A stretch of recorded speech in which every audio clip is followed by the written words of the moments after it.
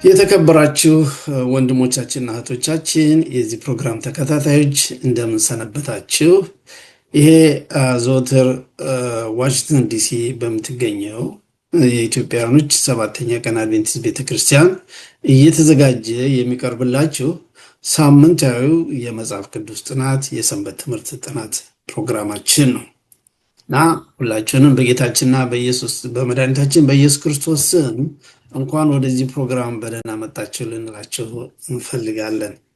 እና እንደምታውቁት በአሁኑ ሰዓት እያጠናን የሚገኘው ሐዋርያው ጳውሎስ ቆሮንቶስ ለምትገኘው ቤተክርስቲያን የጻፋቸውን ሁለት ደብዳቤዎች ናቸው። ሁለት ደብዳቤዎችን ነው እስካሁን ድረስ እንግዲህ እየተመለከትነው ያለ ነው።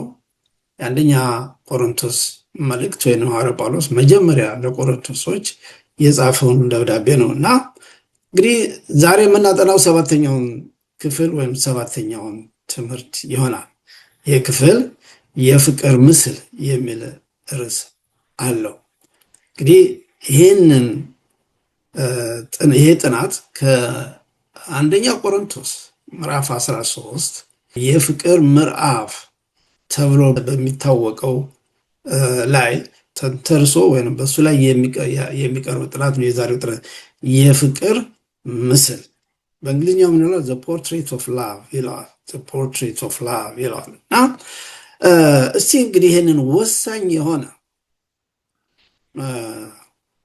ምዕራፍ ጥናት በምናጠናበት ጊዜ የዘወትር አስተማሪያችንና መሪያችን እግዚአብሔር መንፈስ ቅዱስ በመካከላችን ተገኝቶ ፕሮግራማችንን እንዲያካሄድልን በጸሎት በፊቱ እንቅረብ። ወንድም ፈቃዱ ጸሎት አድርግልን።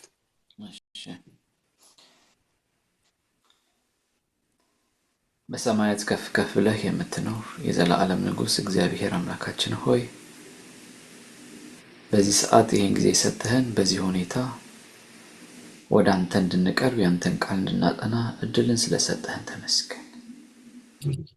እግዚአብሔር አምላካችን ሆይ እኛ መልካም ስለሆን ሳይሆን አንተ መልካም ስለሆንክ የተሰጠን ጊዜ የተሰጠን እድል ሁሉ ካንተ መልካምነት የተነሳ ነውና እናመሰግናለን። እግዚአብሔር አምላካችን ሆይ በዚህ ሰዓት ደግሞ ይህን ስናጠና እኛም ብቻ ሳይሆን ጌታ ሆይ ይህንን የሚሰሙ ሁሉ ደግሞ የሚባረኩበት እንዲሆን እግዚአብሔር ሆይ በእያንዳንዳችን ህይወት ውስጥ አዲስን ነገር የሚፈጥር እድገትን የሚፈጥር ወደ አንተ መጠጋትን የሚፈጥር መልእክት እንድታረግልን እለምንሃለሁ። በዚህ ሰዓት አንተ ተናገረን፣ አንተ አስተምረን፣ ጊዜያችንን ሁሉ ባርክ፣ በኢየሱስ ስም አሜን። አሜን። እግዚአብሔር ባርክ ወንድሜ በፈቃዱ። አንድ ፕሮግራም ላይ ተጋብዤ በዚህ ርዕስ ላይ በአንደኛ ቆሮንቶስ ምዕራፍ 13 ላይ ስለ ፍቅር በምናገርበት ጊዜ አንድ ጥያቄ ንግግሬን ከማድረግ በፊት ያቀረብኩት ጥያቄ ነው። በአሁኑ ሰዓት በምድራችን ውስጥ ትልቁ ለምድራችን አስፈላጊ ነገር ምንድን ነው የሚል ነበር ያቀረብኩት ጥያቄ። የሰጡኝ መልስ ብዙዎቹ ፍቅር በአሁኑ ሰዓት ለምድራችን እጅግ ያስፈልገና በጣም ትልቁ ዴፊሲት ፍቅር ነው የሚል ነው እና የዛሬው ትምህርት እንግዲህ ያን ጥያቄ በዛ ላይ ለመመለስ የቀረበ ይመስላል። መታሰቢያ ጥቅሳችን ራሱን ሂደን በምናነብበት ጊዜ ቁጥር 13 ምዕራፍ 13 ቁጥር 13 ነው፣ የመጨረሻው ቁጥር ነው እና በዚህ ቦታ ላይ ሐዋርያው ጳውሎስ ይህንን የፍቅር ምዕራፍ በፍቅር ላይ የተጻፈ ደብዳቤ የሚደመድመው ቁጥር 13 በሚገኘው ልብ በሚነካና አስደናቂ በሆነ ቁጥር ነው። እንደዚህ ይላል፣ እንዲሁም እምነት፣ ተስፋ፣ ፍቅር እነዚህ ሶስቱ ጸንተው ይኖራሉ፣ ከነዚህም የሚበልጠው ፍቅር ነው ይላል ሐዋርያው ጳውሎስ። እምነት ምን ያክል አስፈላጊ እንደሆነ እናውቃለን። ተስፋ ለክርስትና ምን ያክል እንደሆነ እናውቃለን። ሐዋርያው ጳውሎስ እምነትም ተስፋም ከፍቅር ጋር ሲወዳደሩ ፍቅር ከሁሉም ይበልጣል። ለምንድን ነው እንደዚህ ያለው ሐዋርያው ጳውሎስ? ምንድን ነው ይህንን አስመልክቶ የሚለው? እንግዲህ የበለጠ በጥልቀት እኔና ከኛ ጋር አብረን በምናጠናበት ጊዜ እያየነው እንሄዳለን። የመግቢያው ክፍል ሐዋርያው ጳውሎስ የተጠቀመበት ቃል ይህንን አስገራሚና አስደናቂ የሆነ ፍቅር፣ ራስን አሳልፎ የመስጠት ፍቅር፣ ስለዛ ነው ሐዋርያው ጳውሎስ የሚናገረው። ምንም እንኳን በኋላ እንመጣበታለን። በግሪክም ሆነ በአይሁዶች የአይሁዶችን ስነ ልቦና፣ የአይሁዶችን ባህል፣ የግሪኮችን የአይሁዶችን ስነ ጽሑፍ በምናይበት ጊዜ የተለያዩ ቃላቶችን የተለያዩ የፍቅር ሁኔታዎችን ለመግለጽ ተጠቅመውበታል። ነገር ግን ሐዋርያው ጳውሎስ ይህንን ምዕራፍ 13ን ለመግለጽ የተጠቀመበት ቃል ወይም እዛ ላይ ያዋለው ቃል አጋፖ የሚለው የግሪኩ ቃል አጋፔ ብለው በእንግሊዝኛ የተረጎሙት ነው ይላል። እና ይሄ ቃል ይላል በአዲስ ኪዳን ብቻ ከ135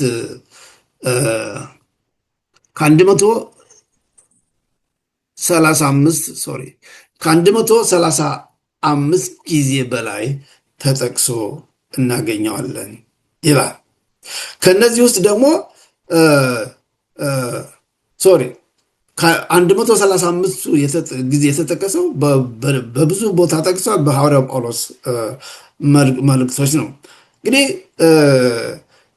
የግሪኮችም ሆነ የአይሁዶችን የአንደኛው ክፍለ ዘመን ስነ ጽሑፍ ባህልና ታሪክ ደም በምናይበት ጊዜ የጥንት ግሪኮች ለፍቅር የተለያዩ ቃላቶችን ይጠቀማሉ ብያለሁ። እና ለምሳሌ በሴቶችና በወንዶች መካከል ያለውን ፍቅር ለመግለጽ ኤሮስ የሚል ቃላት ይጠቀማሉ።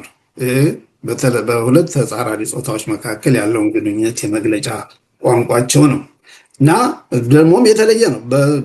በሴትና በወንድ መካከል ያለው ፍቅር ሊኖር የሚችለው በወንድማማቾች መካከል የሚኖረው ፍቅር፣ በቤተሰብ መካከል በወላጆችና በልጆች መካከል ያለው ፍቅር ለምሳሌ በሴትና በወንድ ካለው ፍቅር በጣም የተለየ ነው። ሐዋርያው ጳውሎስ የተጠቀሙና ሶስተኛውና አራተኛው ዋናው ግን በግሪክ ጊዜ የነበረው አጋፔ ቅድም እያነሳሁት ነው እና ይሄ በወንድማማቾች መካከል ያለውን ፍቅር ለመግለጽ የሚጠቀሙበት ቃል ግሪኮች ፊሊያ ብለው የሚጠሉት ወይም ፊላደልፊያ የሚለው ከተማ ለምሳሌ ወንድማማች እዚህ ሀገር ፊላደልፊያ የምትባል ከተማ አለች። ከሰባቱ አብያተ ክርስቲያናት አንዷ የፊላደልፊያ ቤተክርስቲያናት በራዕየ ዮሐንስ መጽሐፍ የሚገኘው። ሌላው በቤተሰብ መካከል ያለውን ግን ለመግለጽ ቶርጅ የሚለውን ተጠቅመዋል። አጋፔ ይላል ለመምህራን የተዘጋጀው የሰንበት ትምህርት።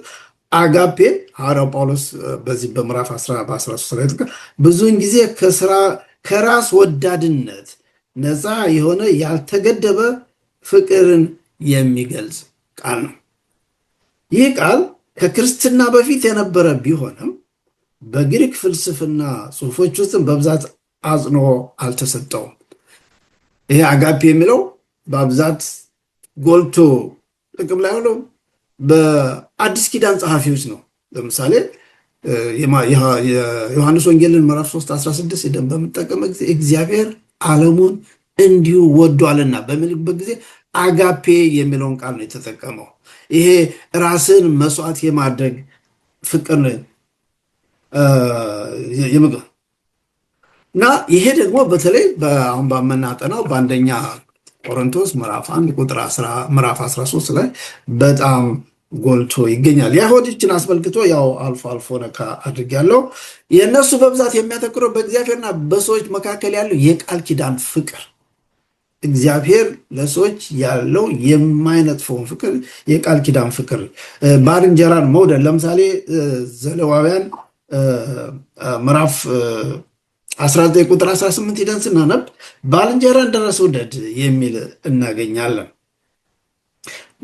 እንደዚሁም በቤተሰብም ሆነ በጋብቻ ውስጥ ያለን ፍቅር በምሳሌ እንደምናገኘው በመኃልየ መኃልይ መክብብ ይሄ ምሳሌ አነጋገር ተጠቅሶ ነው። ጳውሎስ በአንደኛው ቆሮንቶስ ላይ ስለ ፍቅር 13 ፍቅር የሰጠው መግለጫ ይላል። ያው ለመምህራን የቀረቡ የሰንበት ትምህርት በዛን ጊዜ ከነበረው ባህልና ልምድ አንጻር ሪቮሉሽነሪ ይለዋል። ስር ነቀል ነው። ያ ቃል የራስን አሳልፎ የመስጠት ነገር እንደ ሞኝነት ነው የሚቆጠረው። አሁንም ቢሆን እንደዛ ነው። እንደዛ አይነት ፍቅር ራስን አሳልፎ የመስጠት እዛ የተዘረዘሩትን በምዕራፍ 13 ከ1 እስከ 12 የተዘረዘሩትን ነገሮች መመልከት እንደ ሞኝነት ነው የሚቆጥረው። ስለዚህ ይሄ አጋፒ ብሎ ለግሪኮች ሞኝነት ነው እና ብዙም አይጠቀሙትም። ቢኖር እንኳን በአይሁዶችም ዘንድ የአይሁድ ፈሪሳውያኖች በአንደኛው ክፍለ ዘመን ኖሩ የነበሩት ይሄ አጋፔ የሚለውን ከምን ጋር አያይዘው ያስያዙ ለእግዚአብሔር ትእዛዝ ያለን ፍቅር አጋፔ ከዛ ጋር አያይዘው ያቀርቡታል። ግን ያ አይደለም የሐዋርያው ጳውሎስ። ይሄ አጋፔ ዳይሬክትሊ ለሌሎች ሊኖረን የሚገባ ፍቅር ነው። ለመምህራን የተዘጋጀው የሰንበት ትምህርት ገጽ 93 ሂዳችሁ ስታነቦት እንደዚህ የሚል ታገኛላችሁ። ብዙውን ጊዜ የፍቅር ምዕራፍ ተብሎ የሚጠራው አንደኛ ቆሮንቶስ በምዕራፍ 12 በመጽሐፍ ቅዱስ ውስጥ ካሉት እጅግ ጥልቅ ክፍሎች አንዱ ነው። ሐዋርያው ጳውሎስ ፍቅር የክርስትና ሕይወት ማዕከል ወይም መሰረት እንደሆነ በዚህ ቦታ ላይ ያስቀምጣል። እንዲያውም ሰንበት ትምህርታችሁን ሄዳችሁ ብታዩ ወደ እሑዱ እንመጣለን። እሑዱ ላይ ምን ይላል? ምዕራፍ 13ን አንብባችሁ ጀምሩ ነው የሚለው። እንዲያው ከጊዜ አንጻር እኔ ያን ለማድረግ አልፈለግኩም። ነገር ግን በምታጠኑበት ጊዜ ምዕራፍ 13ን እንድታነቡት እና ሐዋርያው ጳውሎስ ፍቅር የክርስትና ሕይወት ማዕከል ወይንም መሰረት እንደሆነ በዚህ ቦታ ያስቀምጣል። ይህ ከመንፈሳዊ ስጦታዎች፣ ከእውቀት፣ ከእምነት ቢሆንም ከነዚህ ሁሉ ያላቃል። ከትንቢት እንመጣበታለን። አንድ ልበልና መግቢያውን ልጨርስ። ረጅም ምናልባት እንደዚህ አይነት መግቢያ አይታችሁ አታውቁም። ነገር ግን የምዕራፉ ሁኔታ እጅግ ልብ የሚነካ እና ለማሳጠር ሞክሬ ነው እዚህ የደረሱት። በ1904 አድቬንቲስት ሪቪው ላይ የመምህራን የተዘጋጀውን ሰንበት ትምህርት ምናልባት እጃችሁ ያለ ሄዳችሁ ልታይ ትችላላችሁ። በእንግሊዝኛ ነው፣ ከእንግሊዝኛ ነው የመለሱት። በ1994 ሚስ ዋይት ኤለን ጂ ዋይት አድቬንቲስት ሪቪው ላይ የጻፈችው አለ። ይህንን አስመልክቶ እግዚአብሔር ምን እንዳላት በራእይ ጌታ ሕዝቡን አለች። ጌታ ሕዝቡን ወደ አንደኛ ቆሮንቶስ 13ኛው ምዕራፍ ፊቱን እንዲያዞር ጥሪ እንዳደርግ ይፈልጋል። ይህንን ምዕራፍ በየቀኑ አንብቡና ከሱም መጽናኛንና ብርታትን አግኙ። እግዚአብሔር በተቀደሰውና ሰማያዊ በሆነ ፍቅር ላይ ያለውን ዋጋ ተማሩ። የአጋፔ የሚለው ያ ፍቅር ነው። ሰማያዊ እና የተቀደሰ ፍቅር የሚያስተምራቸውንም ትምህርቶች በልባቸው እንዲኖሩ አድርጉ። ከክርስቶስ የሚገኝ አይነት ፍቅር ከሰማይ የተወለደ መሆኑንና ያለሱ ሌሎች ብቃቶች ሁሉ ከንቱ እንደሆኑ ተማሩ ብላ ትጽፋለች። በእውነቱ ይህንን ሳልጨምር መግቢያውን ባቆመው ደስ አይለኝም። በጣም ልቤን እየነካኝ እና አስፈላጊ በየቀኑ አንብቡ እና የዚህ ፕሮግራም ተከታታዮች በዚህ ይህን ጥናት ከዚህ ጥናት ጋር ተያይዞ ያለውን ዋናው ሀሳብ እንግዲህ ምንድነው? አደራችሁን ሰንበት ይህን ምዕራፍ በየቀኑ አንብቡት። ለምን? ፍቅር በዓለማችን ውስጥ ትልቁ ዴፊሲት ስለሆነ። ኦኬ፣ ወደ እሑዱ እንሄድ ወገኖቼ። የእሑዱ ምን ይላል? የፍቅር መሰረት እና በአንደኛ ቆሮንቶስ 13 መሰረት ፍቅር ምንድን ነው የሚለው ነው። እንግዲህ እያየን ይሄ ትምህርት በመሰረቱ ምዕራፍ 13 በስድስተኛው ትምህርት አንስተ ነው ነበር ተነስቶ የነገሩ እና ሐዋርያ ጳውሎስ በዚህ ቦታ ላይ እየተናገረ ያለው ቅድም እንዳልነው ይሄ የተለያዩ አይነት የፍቅር አይነቶችን አይደለም። ይሄ እንደ እንጆሪ ሰንበት ትምህርት ነው። እንደ እንጆሪ ወዳለሁ፣ ጓደኛዬን ወዳለሁ፣ ወይም ቤተሰቤን ወዳለሁ የሚለው ከዛ በላይ ነው። ቅድም አሁን እንዳነበቡት የሚስትስ ዋይት እንዳለች ይሄ ሰማያዊ የሆነና እጅግ በጣም የተቀደሰ ፍቅር ነው እና ሐዋርያ ጳውሎስ ስለዚህ ፍቅር የዚህ አይነት ፍቅር ሰማያዊ የሆነ ፍቅር ምንም የማይጠብቅ ፍቅር እንዲኖራቸው ነው ለቆሮንቶስ ሰዎች አደራ የሚለው። ለእኛም የሚያስፈልገን ይሄ የዚህ አይነት ፍቅር ነው። የዚህ አይነት ፍቅር በኋላ እንመጣበታለን። በቤተ ክርስቲያናችን ቢኖር ብዙዎቹ የቤተ ክርስቲያን ችግሮች የቆሮንቶስ የሚሆኑ የሌሎች ቤተክርስቲያን ችግሮች ይቀረፉ ነበር እና ይሄ ፍቅር በስሜት ላይ እየተመሰረተ አለም አድርግልህ ላድርግልህ በሚል ወይንም ደግሞ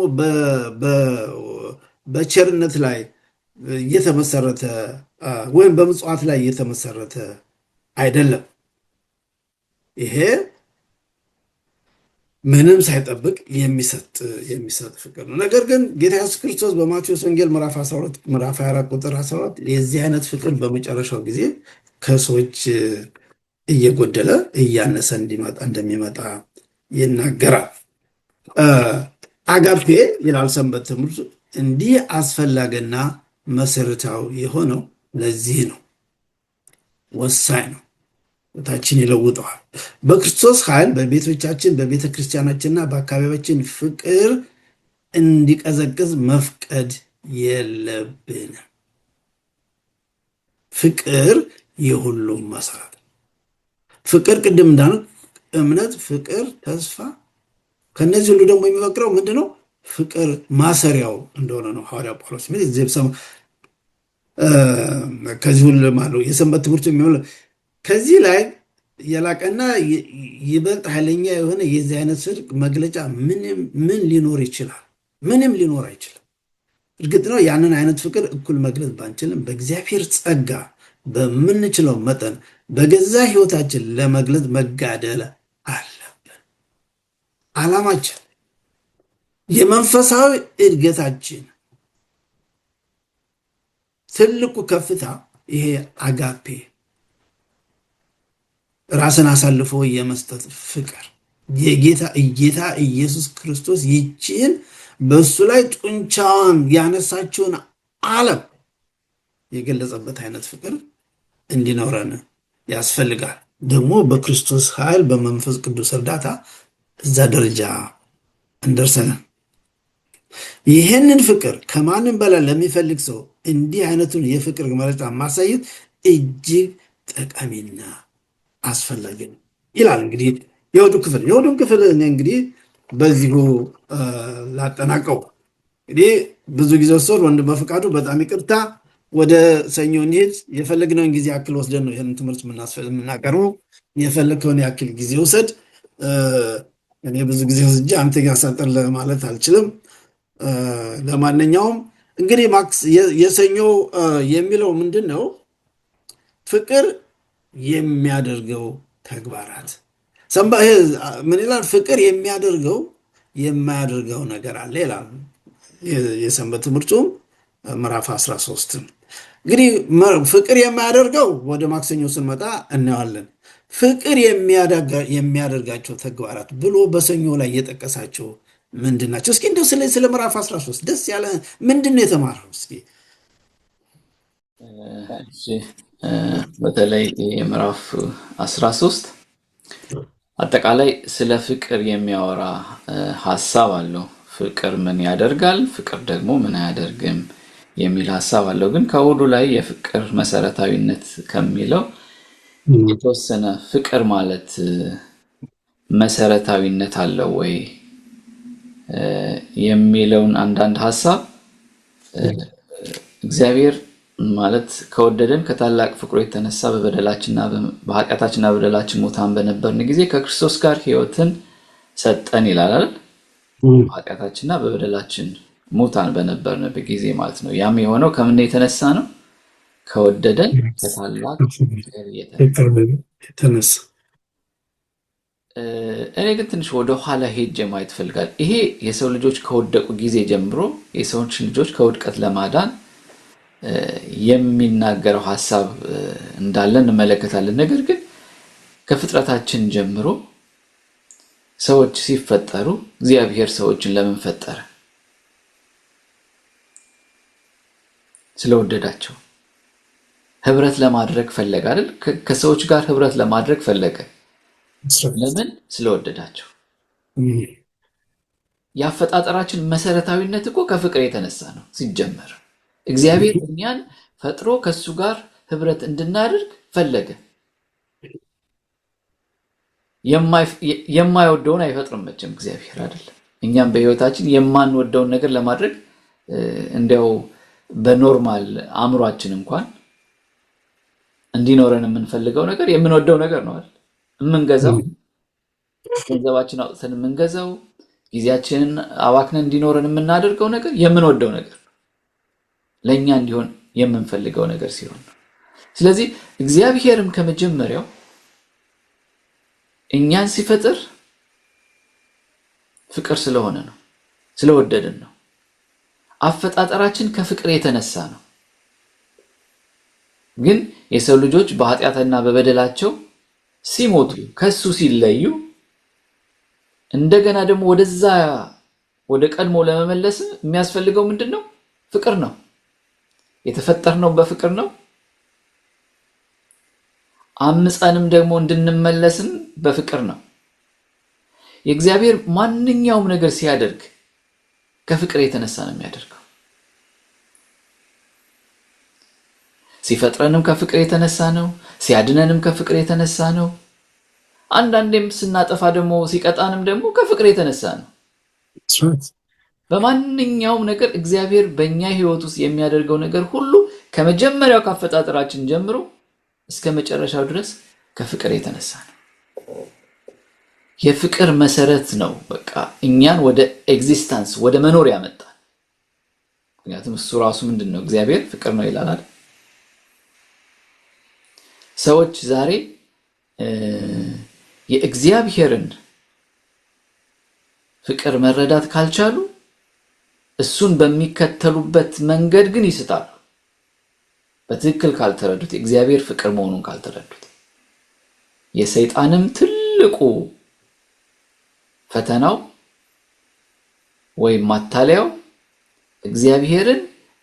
እግዚአብሔር እንደሚለው በፍቅር እንዳንረዳው ነው። እግዚአብሔር ፍትሃዊ እንዳልሆነ፣ እግዚአብሔር ጨካኝ እንደሆነ፣ እግዚአብሔር አፍቃሪ እንዳልሆነ በህይወታችን ውስጥ ያንን አሳሰብ ማስረጽ ከቻለ ከእግዚአብሔር ማራቅ ይችላል። ስለዚህ መሰረታዊነቱ ካፈጣጠራችን ጀምሮ ከፍቅር የተነሳ ነው። እኛ ወደዚህ ምድር የመጣ ነው የተፈጠርነው ማለት ነው። ልጆች የሆነው ከፍቅር የተነሳ ነው። ስለዚህ ይሄን ካለን ፍቅር መሰረታዊነቱ ይሄ ከሆነ የፈጠረን የሚያድነን ወደሱ የሚመልሰን ዘላለም ከሱ ጋር የሚያኖረን ምንድነው? ፍቅር ነው። ስለዚህ ፍቅር በእኛ ህይወት ዛሬ እንዴት ነው መታየት ያለበት? እግዚአብሔር ፍቅር ነው። እኔ እንደወደድኳችሁ እርስ በርሳችሁ ተዋደዱ የሚል ምን ሰጥቶናል ማለት ነው? ስርዓት ሰጥቶናል። ምክንያቱም ከእግዚአብሔር ጋር ስንኖር በፍቅር እንደምንኖር እኛም ደግሞ የእግዚአብሔር ልጆች ከሆንን እርስ በራሳችን ምን መሆን አለብን ማለት ነው? የእግዚአብሔር የመንግስቱ ፕሪንሲፕል መከተል አለብን ማለት ነው። ያ ምንድነው? ፍቅር ነው። በዛ ፕሪንሲፕል በዛ ህግ ማንኖር ከሆነ የእግዚአብሔር መንግስት አባሎች ልንሆን አንችልም። ትንቢት ልንናገር እንችላለን። የተለያዩ ነገር ልናረግ እንችላለን ወደ ኋላ ምን መጣበት። ያን ነገር ሁሉ ብናደርግ ፍቅር ግን ከሌለ ምንድነው ከንቱ ነን የሚለው አይደል? ምክንያቱም መሰረታዊው ከእግዚአብሔር ጋር የሚያኖረን የእግዚአብሔር ልጆች የሚያሰኘን ምንድነው? ፍቅር ስለሆነ ማለት ነው። ከተፈጠርንበት ነገር ወጣ ስንል ትርጉም አይኖረውም ማለት ነው። ስለዚህ ግን እኛ ስንኖር እንደ እግዚአብሔር ልጆች ስንኖር ምክንያቱም እኔ እንደወደድኳችሁ ምን ተብሏል? እርስ በራሳችሁ ተዋደዱ። ያን የእግዚአብሔር ፍቅር በመካከላችን ሊንሰራፋ ያስፈልገዋል። ህይወታችን ሊቆጣጠር ያስፈልገዋል። ያ ፍቅር ምንድነው? ያ ፍቅር ምን ያደርጋል? መገለጫዎች አሉት። ዝም ብሎ የሚወራ ነገር አይደለም። ምንድነው ሰንበት ትምህርቱ ምስል የፍቅር ምስል እንግዲህ ፖርትሬት ኦፍ ላቭ እንደዛ ትርጉም እንዳለው አላቅም። ብቻ ግን ይሄ መገለጫዎቹ የፍቅር መገለጫዎች ብንለው ይሄ ፖርትሬት የምንለው ነገር የሚገለጽበት ሪል ነገር ነው። ኢትስ ኖት ምንድነው አንሪያሊስቲክ ፖርትሬት ኦፍ ላቭ አይደለም። እግዚአብሔር ለኛ ያለው አይደል? አንሪያሊስቲክ የሆነ ሳይሆን ሪል የሆነ ፖርትሬት ኦፍ ላቭ ነው አይደል? የፍቅር መገለጫዎቹ። ስለዚህ ዛሬም እኛ የሚገለጥ ነገር ሊኖረን ያስፈልጋል ማለት ነው። ትክክለኛ የሆነ ፖርትሬት ኦፍ ላቭ ከአምላክ የቀዳ ነው፣ ከአምላክ የወሰድ ነው። ስለዚህ ፍቅር ተግባራዊ ነው፣ የሚያደርጋቸው ነገሮች አሉት። ስለዚህ ይሄን ክፍል ስናነብ በተለይ የአንደኛ ቆሮንቶስ ምዕራፍ 13 ሙሉን ስናነበው ሰፋ ያለ ሐሳብ ይሰጣል። ግን በዛ ብቻ የሚያልቃል ብዬ አላስብም። ፍቅር እንዲሁ በወቅቱ ያስፈልጋል የተባለው ነገር ተገለጸ እንጂ ከተገለጸውም በላይ ይመስለኛል። ግን እዚህ ጋር ያን ቻፕተር ስለሆነ የምናነበው አንደኛ ቆሮንቶስ ምዕራፍ 13 ከ4 እስከ 7 ያሉትን ነገሮች ስንመለከት በአጠቃላይ እንዳለ ምዕራፉንም ስንመለከት ታዲያ ፍቅር ምን ያደርጋል? ፍቅር ካልን ይሄ የፍቅር መገለጫዎች፣ የፍቅር ምስሎች ወይም ፍቅርን የምናይበት ነገር ምንድነው ስንል እዚህ ጋር የተጠቀሱትን ነገሮች ብቻ ነው እንግዲህ ዛሬ ማየት የምንችለው። ምክንያቱም ስለ ፍቅር ካነሳን እንኳን በአንድ ጥናት አይደለም ረጅም ጊዜ ወስደን ብናጠናው የምንጨርሰው አይመስለኝም። ግን እዚህ ጋር በአንደኛ ቆሮንቶስ ምዕራፍ 13 ባሉት ሐሳቦች ተገድበን ስናጠናው ፍቅር ይታገሳል፣ ቸርነትን ያደርጋል፣ ከእውነት ጋር ደስ ይለዋል፣ ሁሉን ይታገሳል፣ ሁሉን ያምናል፣ ሁሉን ተስፋ ያደርጋል፣ በሁሉ ይጸናል። እነዚህን ነገሮች አትሊስት ተገልጸው እንመለከታቸዋለን። ይታገሳል፣ መታገስ እኛ ሰው እኮ አንዳንዴ አንድ አይነት ሐሳብ ሊኖረው አይችልም አይደል? አንድ እምነት እየተከተለ አንድ ቤት ውስጥም አድጎ አንድ አይነት ሐሳብ አይኖረው። የተለያየ ሐሳብ ሊኖር ይችላል። የተለያየ ሐሳብ ለማስተናገድ ምን ማድረግ አለብን? መታገስ አለብን አይደል? እኛ ግን ሰው የተለየ ሐሳብ ስላነሳ ብቻ መታገስ አቅቶን እንጣላለን። ስለዚህ ታግሰን ሰውየውን በሱ ጫማ ውስጥ ሆኖ አንደርስታንድ ለመረዳት መሞከር መታገስ ያስፈልጋል። አስቸጋሪ ሁኔታ ውስጥም ቢሆን መታገስ። ምክንያቱም ፍቅር ምን ያደርጋል? ይታገሳል። ለሚወረወረብን ነገር ሁሉ ወዲያው አጸፋውን ከመመለስ በመታገስ ነገሮችን ለማርገብ መሞከር ከክርስቲያኖች እግዚአብሔርን ከሚወዱ የሚጠበቀው ማለት ነው። ቸርነት ያደርጋል። ቸርነት የምናደርግ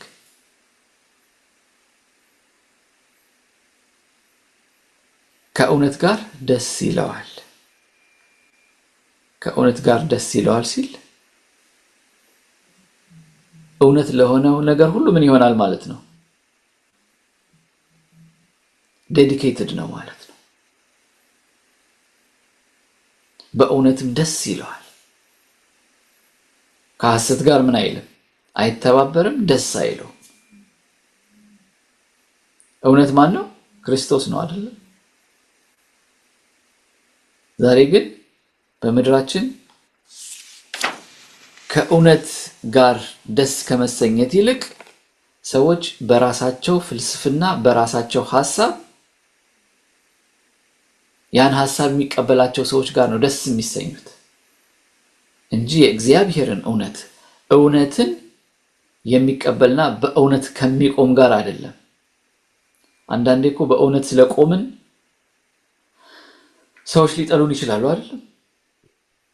ሰዎች ብዙ ነገር ሊመዙብን ይችላሉ። ከመውደድ ይልቅ ማለት ነው፣ ደስ ከመሰኘት ይልቅ በእውነት የሚቆም ሰው ብዙ ጊዜ እንደውም ምን ይሆናል ማለት ነው? አደጋ ውስጥ ይገባል።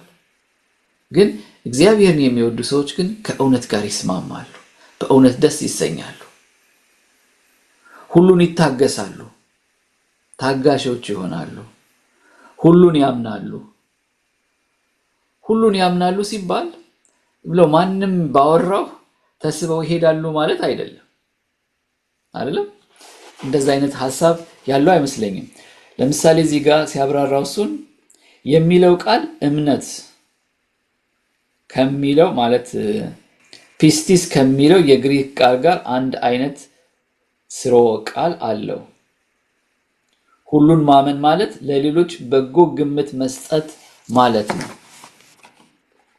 ሁሉን ማመን ማለት ለሌሎች በጎ ማሰብ እንጂ ሰው ሁሉ በሚያወራው በሚመጣው ንፋስ ሁሉ መወሰድ ማለት አይደለም። በጎ ግምት ሰው አንድ ነገር ስላወራ ብቻ ቶሎ ብሎ ክሪቲሳይዝ ከማድረግ ጥሩ ያልሆነም ነገር ቢኖር ተሳስቶ ሊሆን ይችላል፣ በዚህ መልክ ሊስተካከል ይችላል የሚል ቀና ሐሳብ በጎ አመለካከት እንዲኖረው ማድረግ ማለት ነው። ሁሉን ተስፋ ያደርጋል፣ በሁሉ ደግሞ ይጸናል። ተስፋ የሚያደርገው ሁሉ ተስፋ ያደርጋል ሲባል ተስፋ መደረግ የሌለበትም ነገር ሁሉ ተስፋ ያደርጋል ማለት ሳይሆን እውነተኛ የሆነውን የእግዚአብሔርን ተስፋ በሙሉ ተስፋ ያደርጋል፣ በሁሉም ግን ይጸናል። ምክንያቱም የሚቆም ነው። በሚወረወርበት ፍላጻ ሁሉ ተሸንፎ የሚወድቅ አይደለም። ምክንያቱም የተመሰረተበት ምንድነው ማለት ነው? ፍቅር ነው። ያ ፍቅር ነው እኛን ካለመኖር ወደ መኖር ያመጣን የእግዚአብሔር ፍቅር አይደለም። እግዚአብሔር ፍቅር ነው ይላል ራሱ። በዛ ፍቅር ስንመሰረት እንጸናለን። በዙሪያችን የሚወረወሩ ፍላጻዎች፣ በዙሪያችን የሚነፍሱ ነፋሳት ሁሉ ጠራርጎ የሚወስደን አንሆንም፣ እንጸናለን ማለት ነው። ስለዚህ ፍቅር የሚያደርጋቸው በጥቂቱ እነዚህን ነገሮች ያደርጋል። ይታገሳል፣ ቸርነትን ያደርጋል፣ ከእውነት ጋር ደስ ይለዋል፣ ሁሉን ይታገሳል፣ ሁሉን ያምናል፣ ሁሉን ተስፋ ያደርጋል፣ በሁሉም ደግሞ ይጸናል። ፈርም ሆኖ መቆም ይችላል። ይሄን ማድረግ ከተሳነን ራሳችንን መጠየቅ ያለብን ማለት ነው። እግዚአብሔር እንደሚለው እየተጓዝኩ ነው? በእግዚአብሔር መንግስት ውስጥ ወይም በእግዚአብሔር ቤት ውስጥ ነኝ ወይ? ምክንያቱም የእግዚአብሔር ቤት የእግዚአብሔር ፋሚሊ በምን የተመሰረተ ነው? በፍቅር የተመሰረተ ስለሆነ ያንንም አላደርግ ከሆነ ራሴን ቼክ ማድረግ አለብኝና ፍቅር የሚያደርጋቸው በጥቂቶቹ እነዚህን ያደርጋል የሚል ሐሳብ ነው ያለኝ። በጣም አመሰግናለሁ። ግን አንድ ጥያቄ ልጨምር ነው፣ ይቅርታ አድርግልኝና ሰንበት ትምህርቱ የመምህራን ሰንበት ትምህርት ያነሳው ጥያቄ ያ ጥያቄ ምንድን ነው? በአንተ ወይም በአንባቢው በሚያጠናው አመለካከት ከነዚህ አሁን ከተዘረዘሩት ፍቅር ያደርጋል ከሚሉት የበለጠ ልብህን የሰማው ወይም የበለጠ ትኩረት ወይም የበለጠ እንደው ይሄ ነው እንትን ያለኝ የምትለው የትኛው ነው?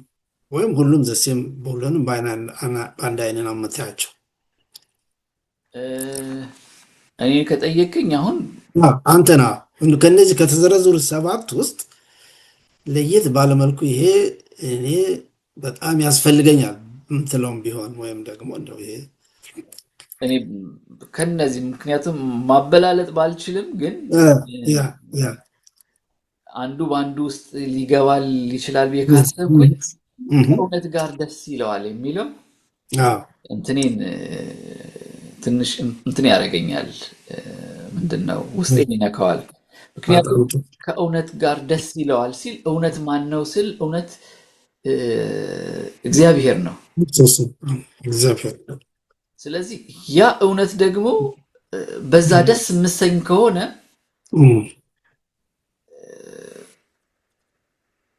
እንድታገስም እናፍቃለሁ። ቸርነት ለማድረግ እናፍቃለሁ። ምክንያቱም እውነት ስለሆነ በእውነት ደስ የምሰኝ ነኝና።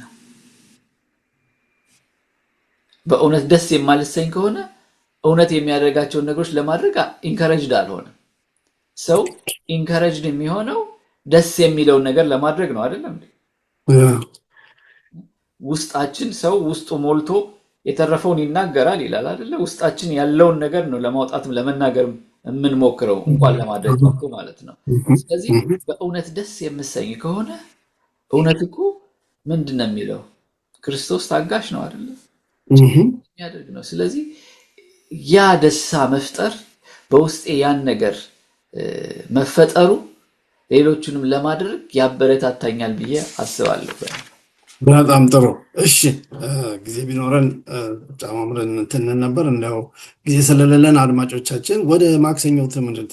ማክሰኞ ደግሞ ፍቅር የማያደርጋቸው ነገሮች እንግዲህ የሰኞ ፍቅር የሚያደርጋቸው ብሎ ሰባት ፍቅር አጋፔ የሚያደርጋቸው ነገሮች ምንድን ናቸው ብሎ በጣም አስገራሚና አስደናቂ የሆኑ ነጥቦችን ያነሳል። ይሄ ክፍል አሁንም እንደገና ይሄ ፍቅር የማያደርጋቸው በቅድም ወንድም በፈቃዱ ባነበቡ በምዕራፍ 12 ከቁጥር 17 የሚገኝ ነው። ይሄም እና ፍቅር የማያደርጋቸው ብሎ ደግሞ 8 ነገሮችን ይዘረዝራል። የማክሲም ፍቅር የማያደርጋቸው ነገር አሉ። ከፍቅር የተነሳ ይሄንን አላደርግም፣ ይሄ መደረግ የለበትም። ለምን? ስለምወደው፣ ስለማፈቅረው፣ ስለምወዳት፣ ስለማፈቅራት ብሎ የሚያስቀምጣቸው ነጥቦች አሉ እና ሐዋርያው ጳውሎስ ስለ ፍቅር በጎ ባህሪያት ብቻ ከመጥቀስ ይልቅ ፍቅር የሌለባቸውን አሉታዊ ባህሪያት ጨምሮ የጠቀሰው ይህንን ነው እና ወደ 8 ነጥቦች ነው እዚህ ላይ ተጠቅሶ የምናገኝ እና ምን ይላል?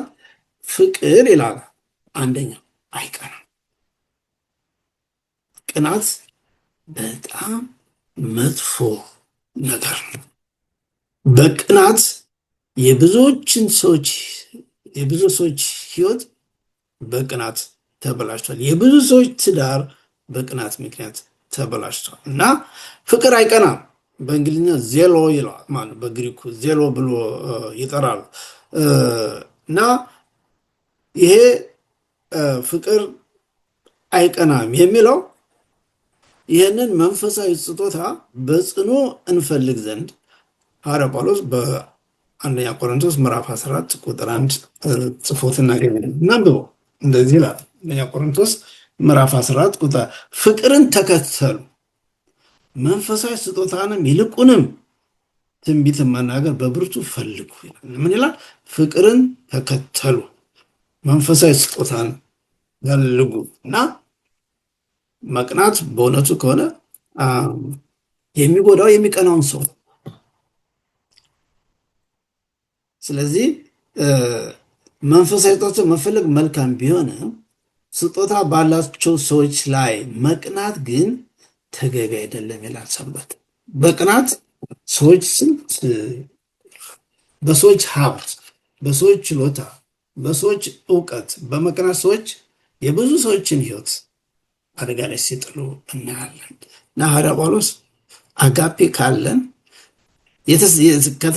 ከተሳካለት ሰው ጋር ምን ይለናል? ምን ደስ ይለናል። ደግሞ ሌላው ፍቅር አይመካም በፍጹም። ትምክህት የጠላት የዲያብሎስ መገለጫ ባህሪ ነው። ቅድም ወንድም በፈቃዱ ፍቅር የእግዚአብሔር መገለጫ ባህሪ ነው ብሏል።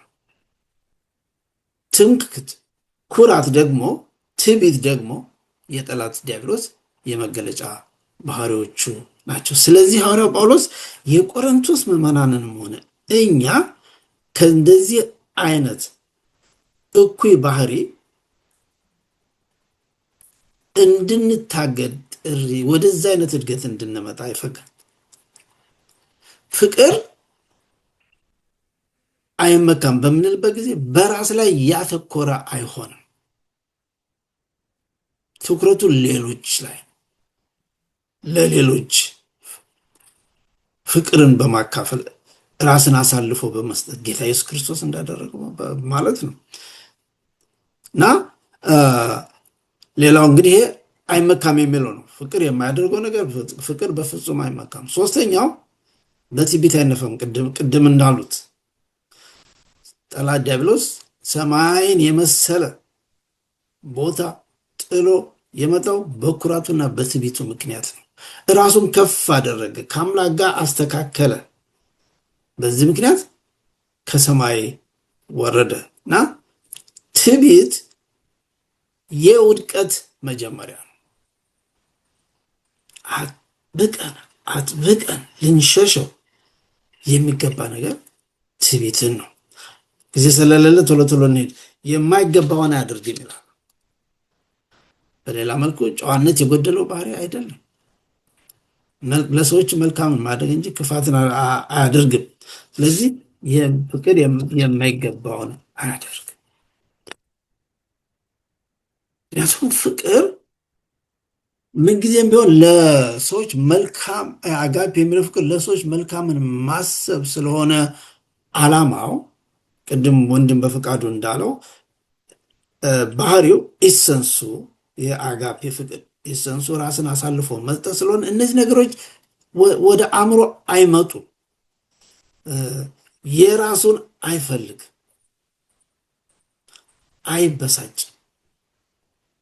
it is one thing I think እኔ በበኩሌ ቅድም ለወንድም በፈቃዱ የሰጠሁትን ጥያቄ ለራሴ ባቀርበው በጠይቀው እነዚህ ሁለቱን አንደኛው ፍቅር ይታገሳል የሚለው ትዕግስት በጣም አስፈላጊ ነው ብዬ አምናለሁ። በትዕግስት ብዙ ነገሮችን ማለፍ ይቻላል። ጊዜ የለም እንጂ ታሪኮችን አምጥተን እዚህ ላይ እንደ ምሳሌ ማቅረብ ይህ ደግሞ አይበሳጭም። ፍቅር ነገሮችን ረጋ ብሎ ነው የሚያየው። የእግዚአብሔር ፈቃድ በነገሮች ሁሉ እንዳሉ ስለሚያምን አይበሳጭም። ጨጓራ በሽታ ይዞ ክፉን አይቆጥርም። እንዲያርገኝ እንዲያርገሽኝ እንዲያርጎኝ እንዲያርጎኝ እንዲያርጎኝ እሷ ነው ይረሳል። እንደ ጌታ ኢየሱስ ክርስቶስ ማለት ነው። አባቱ የሚያደርጉትን አያውቁትም፣ ይቅር በላቸው። ያ ነው እውነተኛ ፍቅር። ያን አያደርግም ፍቅር። አጋፔ ካለን በህይወታችን ያ ፍቅር ካለ እነዚህ ነገሮች ወደ አእምሯችን አይመጡም። በአመፃ ደስ አይለው። ምን ማለት ነው? ሰንበት ትምህርት የሚለውን ላንብብ። ፍቅር የሌለውን ሰው በደል መዝግቦ የሚይዝ ብቻ ሳይሆን ፍቅር የሌላውን ሰው በደል መዝግቦ የሚይዝ ብቻ ሳይሆን በበደሉም ደስ አይሰኝም። ሌላ ሰው በመበደሉ ሌላ ሰው በመጎዳቱ ደስ አይሰኝም። እንኳን እሱ ሊይዝና ያ የበደለው ሰው እንኳን አደጋ ቢደርስበት ደስ አይሰኝም። አለቃ ዘካርያስ ይላሉ፣ እንግዲህ ታውቋቸዋላችሁ ብዬ አምናለሁ። ንጉሥ አፄ ምኒልክ ፊት ቀርበው ከእስላም ሸዎች ጋር ተካሰው የእስላም ሸዎችን ድል አድርገው በመጨረሻ አንዱ የእስላም ሼህ ከወሎ የመጣ እስላም በጣም ከመናደዳቸው የተነሳ በጉዳይ አንተ ሐሰትን ይዘሃልና አላህ ያጥፋ ብለው ተናገሩ። ረገሟቸው። አለቃ ዘካርያስን ሰሙ ሸሁ ሐሰት የያዘውን እግዚአብሔር እርምጃ ይውሰድ፣ ሐሰት በያዘው ላይ እግዚአብሔር አቋሙን ይግለጽ ብለው አለቃ ዘካርያስ ያመል ሰጡ። ንጉሱ ፊት ነው። ኔክስት ዴይ አለቃ በሚቀጥለው ቀን አለቃ ዘካርያስን ንጉሱ ወደ እኔ ና ቶሎ ብለው ላኩባቸው። ሲልኩባቸው አለቃ ዘካርያስ ወደ ንጉስ ሲመጡ ዘካርያስ አቤት፣ ጠላትህ እኮ ሞተ። አፓረንትሊ ያሸ ሌሊቱ ሞተው አድረዋል። አለቃ ዘካርያስን የረገሟቸው ሰውዬ አለቃ ዘካርያስ አቤት፣ ጠላትህ ሞተ ብለው ሲሏቸው አለቃ ዘካርያስ አለቀሱ። አለቃ ዘካርያስ በሚያለቅሱ ጊዜ አፄ ምኒልክ ገርሟቸው ምን ነው ጠላት ሲሞት እንዴት ታለቅሳለህ ብለው፣ አይ ጌታዬ እውነቱን አውቆ ቢሞት ደስ ይለኝ ነበር። እውነቱን ሳያውቅ በመሄዱ እንግዲህ በሳቸው እምነት የሰውዬን በእንደዛ አይነት ተናዶ ተሳዱ እንትን ማለቱ መቅሰፍትም ነው ብለው አምለው። ለማንኛውም ግን እንደዚህ አይነት ነው እንግዲህ በአመፃ ደስ አይሰኝም። በጠላት በሚደርሰው ጉዳት በደል ደስ አይሰኝም። ዛቲስ ፍቅር የማያደርገው ነገር ይህንን በአመፃ አለመደሰት ነው። እሺ እዚህ ላይ እናቁም። ጊዜያችን አሁን እየተቃረበ ነው። እኛም ጥሩ ሁኔታ ላይ ነው ያለ ነው። ወደ ሮቡ በምንመጣበት ጊዜ ወንድም በፈቃዱ የሮቡ እንግዲህ ምንድን ነው ይሄ ከዚህ አጋፔ ፍቅር ከ13ኛው ምዕራፍ ጋር ተያይዞ የክርስቶስ ሕይወት ምን ያስተምረናል? ከክርስቶስ ፍቅር ስለ አጋፔ ስለ ራስን ባዶ ማድረግ ፍቅር ምን እንማራለን?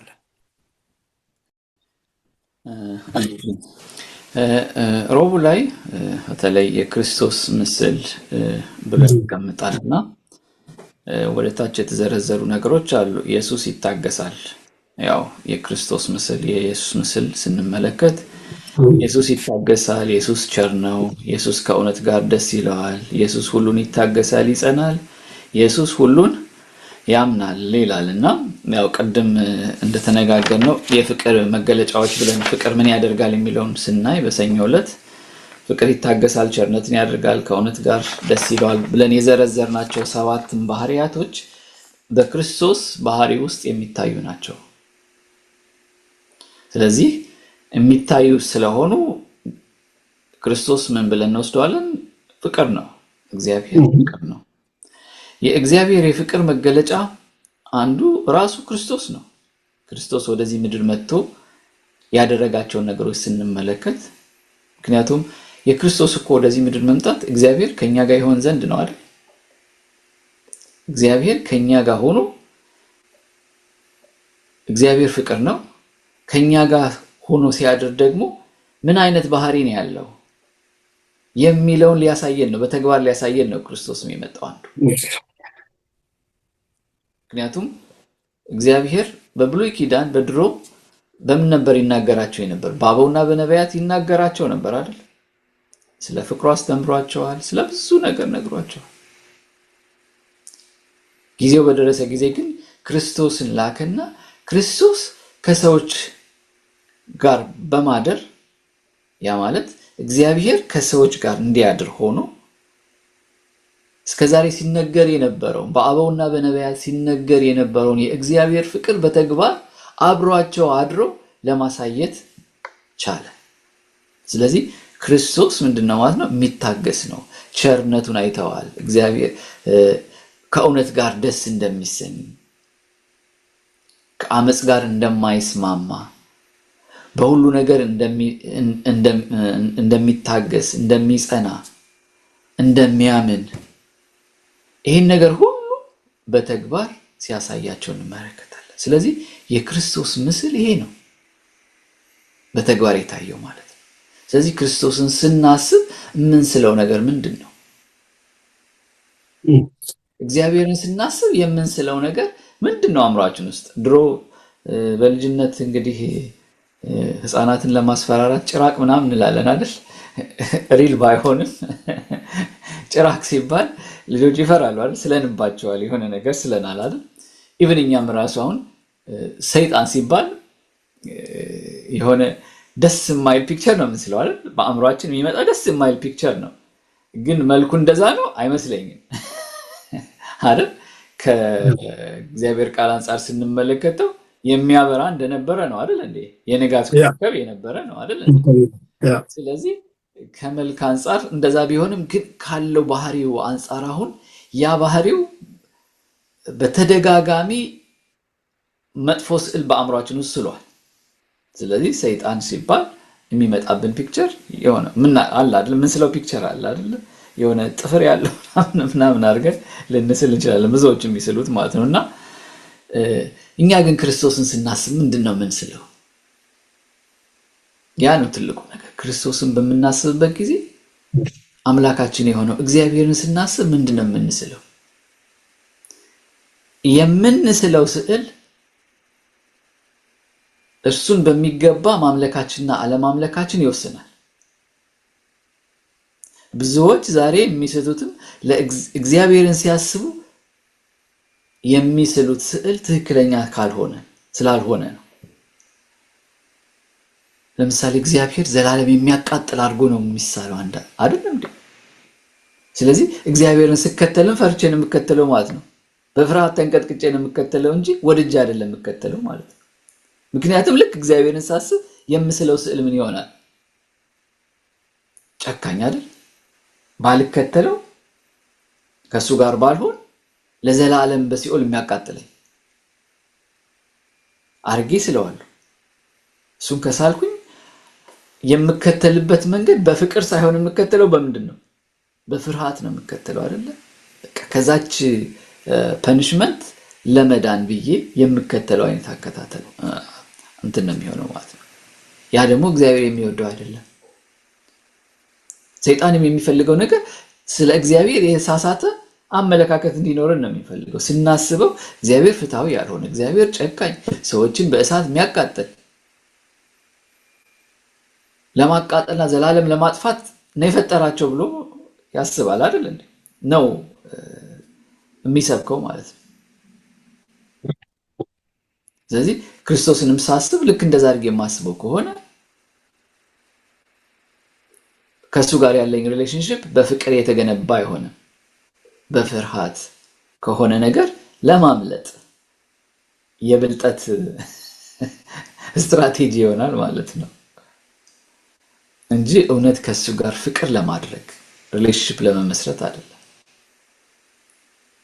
ስለዚህ በዚህ ስብከቱ ወይም በዚህ ትምህርቱ ሰይጣን ብዙ ተሳክቶለታል። እውነት ለመናገር ብዙዎችን በዛ መልክ እየመራ ነው እና ግን ክርስቶስን ስናስብ እግዚአብሔርን ስናስብ የምንስለው ስዕል በፍቅር የተሞላ መሆን አለበት።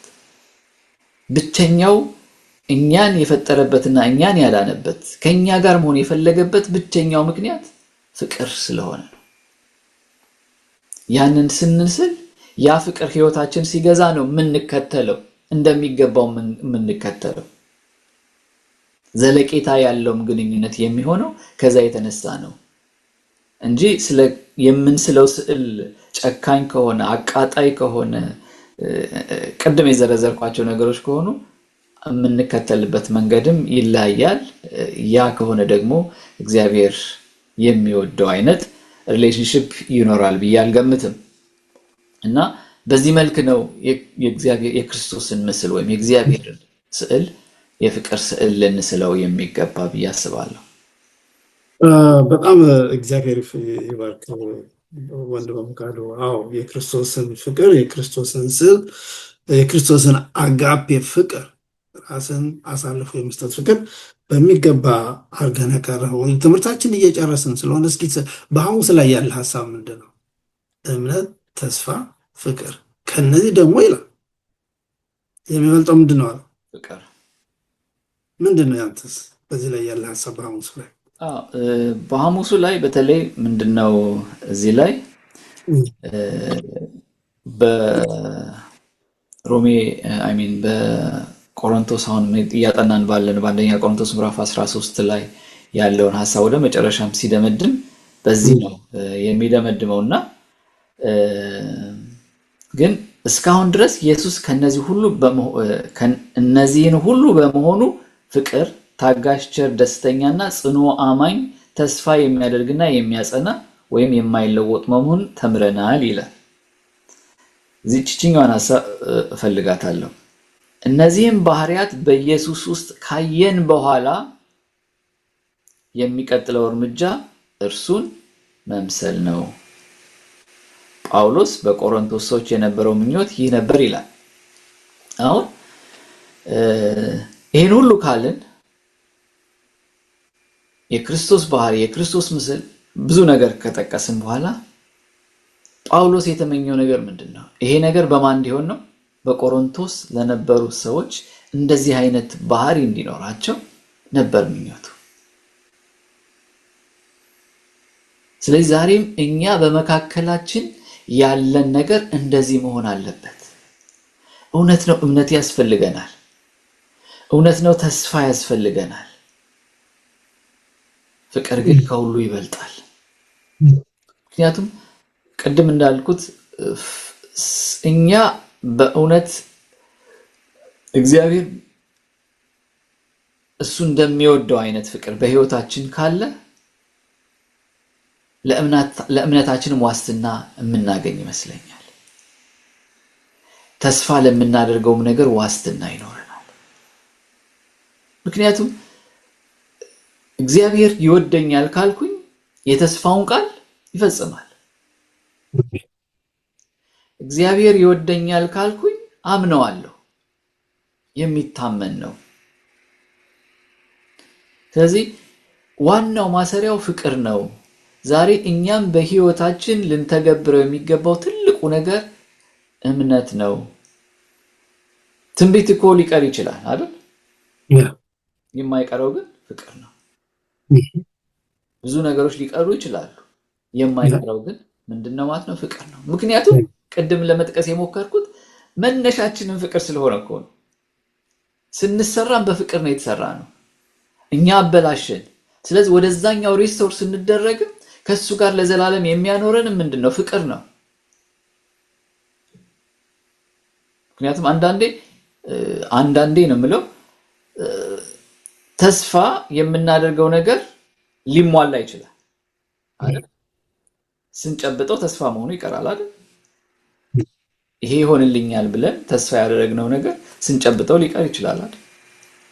ሁሉም ነገር ይቀራል ማለት ሳይሆን የሚቀሩ ነገሮች አሉ። ፍቅር ግን ምንድነው? ሁሌም አለ። in the very beginning ነበር፣ አሁንም አለ፣ እስከ መጨረሻውም ደግሞ ይኖራል። ምክንያቱም እግዚአብሔር ምን ስለሆነ? ፍቅር ስለሆነ። ያንን ነገር ግን በደንብ ሊገባንና ልንረዳው ልንይዘው ያስፈልጋል። በልሳን ብንናገር ባለፈውም ትምህርት ላይ ተነስቷል። ታስታውሱት ከሆነ በልሳን የተለያየ ቋንቋ ቢናገር አንድ ሰው ብዙ ነገር ቢያደርግ ቢችል ሰዎችን ዋው ቢያሰኝ ቢያስደንቅ ቢያስደምም ፍቅር ግን ከሌለው ምንድነው? ትርጉም የለውም። የተመሰረተበት ፍቅር ስለሆነ ከዛ ተፈጥሮ ጋር ለበለው ከዛ ኔቸር ጋር ሲንክሮናይዝ አያደርግ።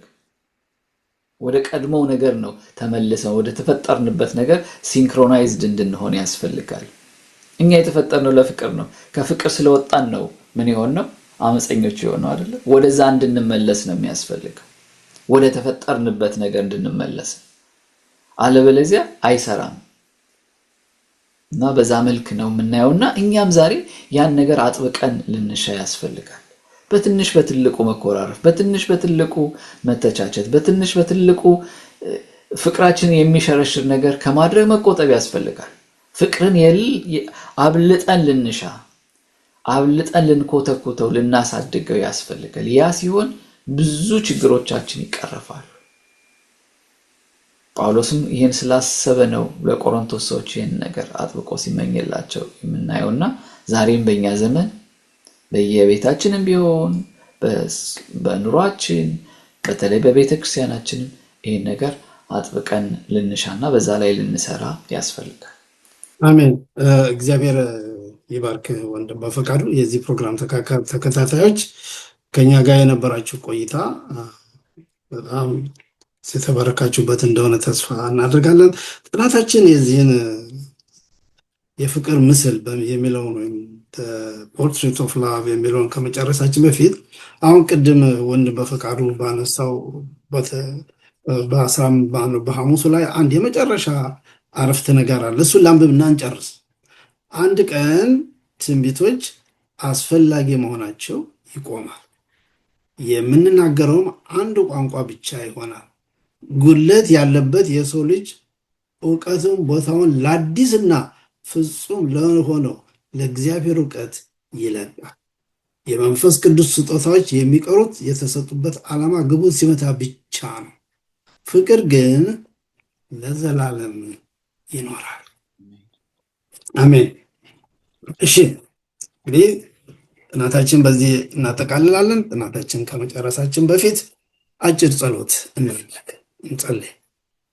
የምትወደንና የምታፈቅረን አምላካችንና አባታችን ጌታችንና መድኃኒታችን የናዝሬቱ ኢየሱስ ክርስቶስ ሆይ እናመሰግንሃለን። ይህንን አጋፔ ራስን አሳልፎ የመስጠት ፍቅር ስላሳየን ለእኛ ስትል ሰማይን ባዶ አድርገህ ፍቅር አስገድዶ መጥተህ ከሞት ዕዳ ስለገላገለን አምላካችንና አባታችን ሆይ ይህ ደግሞ ያልተገለጸላቸው ብዙዎች አሉ። ስለዚህ ይሄ ትምህርት ለሚያስፈልጋቸው ይሄ ጥናት ለሚያስፈልጋቸው እንዲደርስ አደራ እንልሃለን። ቀሪ ጊዜ ሰዓታችን ተረከብ። ይህንን ደግሞ በስም ጠየቀን። አሜን።